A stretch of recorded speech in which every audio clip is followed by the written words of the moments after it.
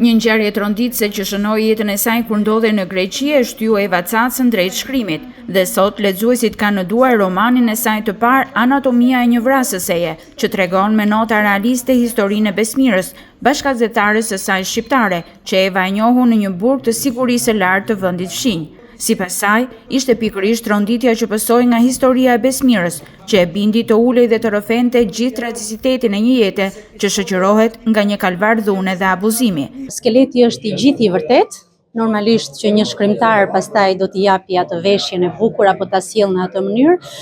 por është një histori që unë e dëgjova diku ku ndodha padrejtësisht, fatkeqësisht dhe desha që zërin e asaj gruaje ta nxjerr. Skeletin ma ka dhënë ajo edhe pse nuk ishte në kushtet e mira shëndetësore që ajo të bënte një libër,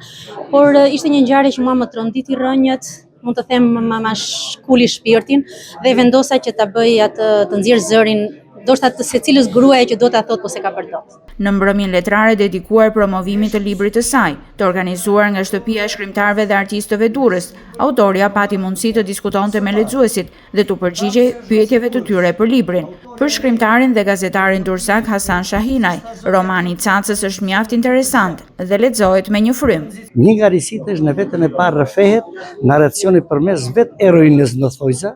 vrastare e cila arriti deri në makabritet me vrarë 9 bashkëjetues.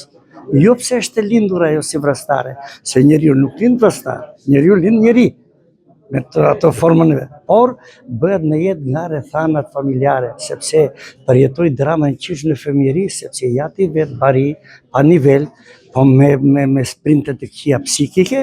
arriti deri në incest. Promovimi i librit të autores Eva Caca u bë në selinë e degës lokale të Partisë Socialiste, e cila si radhëherë hapi dyert për dashamirësit e librit.